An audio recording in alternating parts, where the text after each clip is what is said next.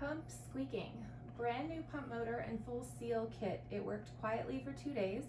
It started to squeak after vacuuming the bottom of the pool and the basket got full. It doesn't seem to be a bearing because it doesn't make the noise until the water starts to pump through the system. Can you help identify what it may be and what I should do about it, please? So the beginning of the question makes me wonder a little bit.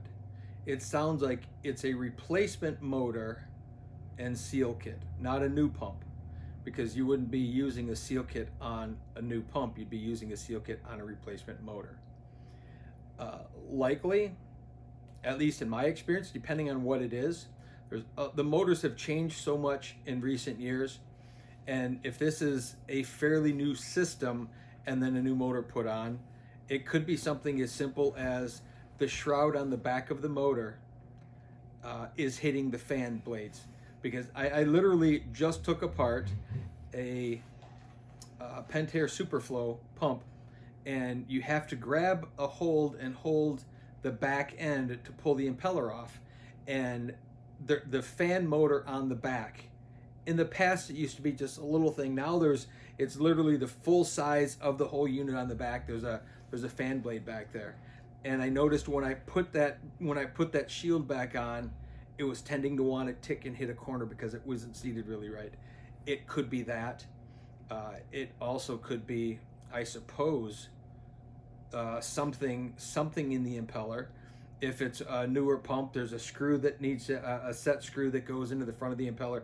Old pumps didn't have a set screw. They literally just threaded on, and by the force of the motor spinning, it tightened that on.